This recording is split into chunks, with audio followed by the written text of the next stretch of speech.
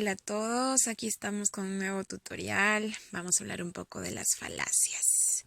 Querido Señor, ayúdanos a entender este pequeño video que es tan importante para nuestros procesos argumentativos. Quédate con nosotros, te lo pedimos en el nombre de Jesús. Amén. Las falacias, mientras que algunas se identifican como inconsistencias evidentes, otras son más sutiles y pueden colocarse en conversaciones cotidianas sin ser detectadas, pues son errores de razonamiento que invalidan un argumento y estos nos dificultan llegar a conocer la verdad de los hechos y nos hacen más susceptibles a la manipulación y a la tergiversación. Por ejemplo, ¿no? Cuando tenemos que defender la evidencia escrita en la palabra de Dios, en la Biblia. Más adelante vamos a ver un ejemplo de falacia ante esto, ¿no? Nosotros tenemos que saber conocer para poder defender una postura. Nosotros creemos en la palabra de Dios no solamente porque esté escrito en la Biblia o porque sea palabra de Dios. Eso no significa que le estemos restando valor a su creador, que es el Señor, que es Dios, sino que tenemos muchos argumentos a favor. Por ejemplo, que hasta el momento no haya ni una sola parte de la Escritura que no se haya cumplido, a no ser aquella que se refiere al futuro, ¿verdad? Mientras que la ciencia se está matando por saber si la Tierra es redonda o cuadrada, la Biblia ya hablaba del círculo de la Tierra. También encontramos muchas nociones de salud, como qué animales se deben comer y qué no, en Levítico 11.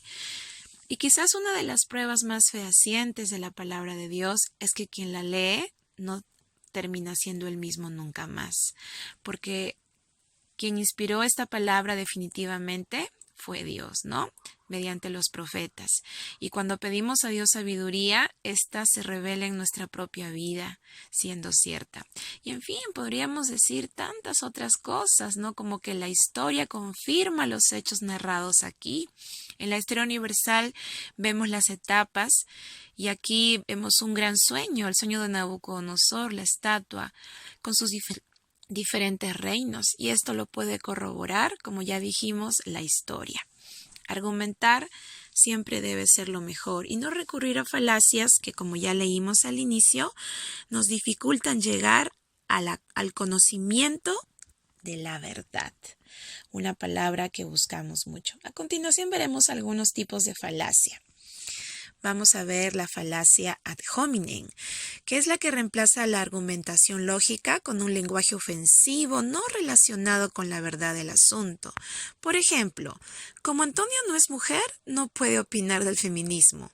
Ataca características personales irrelevantes. ¿Qué tiene que ver que alguien no sea del sexo del que se va a hablar? Es falso, no es como decir que un niño no puede opinar acerca de economía. Si es que este niño creció con sus padres que son empresarios, va a conocer mucho del asunto. No debemos decir que algo no es cierto por características personales o de género, jamás. La falacia del hombre de paja. Atacar una posición lógica que el contrincante realmente no tiene. Veamos el ejemplo.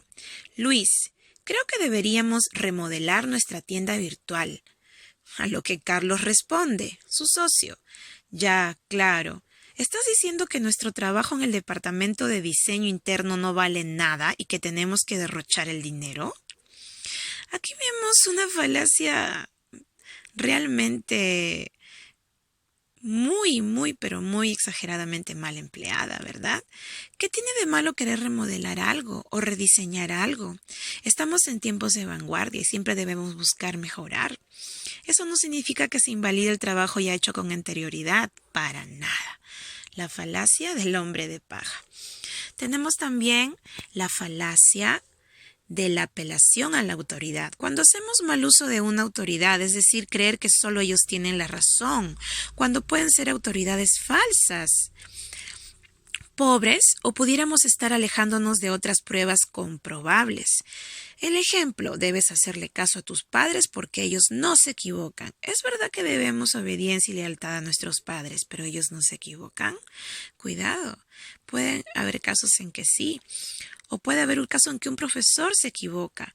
O puede ser aparentemente una autoridad, ¿no? Un alcalde, un ministro, y por eso tiene la verdad absoluta. No, definitivamente no. Tenemos que saber recurrir a otras fuentes también comprobables y confiables, y no solamente a las supuestas autoridades. La falacia populista supone que algo es cierto porque hay otras personas que están de acuerdo con quien lo afirma. Por ejemplo, ¿no? Basar un anuncio de publicidad en que muchas personas usan ese X producto y por ello supuestamente es el mejor. Esto ocurre por ejemplo, con las bebidas, ¿no? La cerveza, los cigarros. Y nosotros sabemos que esos productos son dañinos para la salud. ¿Cómo poder creer entonces en esto? No siempre lo que dice la mayoría o porque les guste significa que sea lo correcto o lo mejor. Entre otros ejemplos más que podríamos citar, aquí citamos uno muy exagerado. Tenemos también la falacia del costo hundido.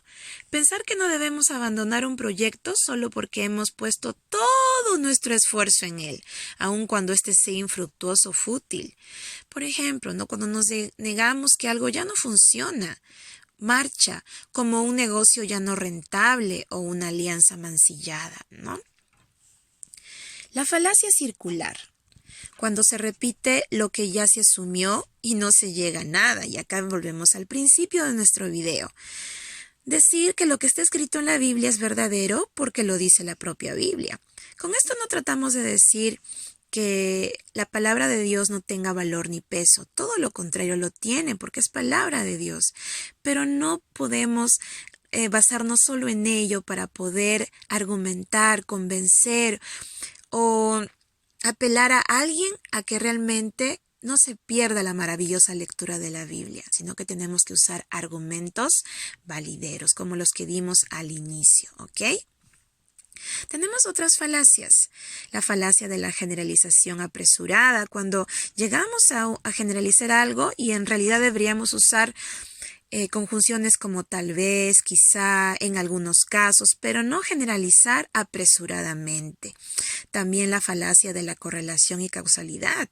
Asumir una causa sin descubrir realmente todo el contexto.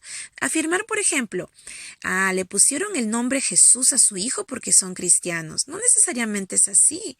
Puede que le hayan puesto ese nombre porque el tío, el abuelo se llamaba de esa manera. O simplemente porque vieron una película donde ese nombre les gustó. No debemos apresurarnos a detectar una causa sin fundamento. Y la falacia del falso dilema. Cuando pueden haber muchas opciones y solo nos basamos en una o dos. Esperamos que este video te haya ayudado en esta ocasión.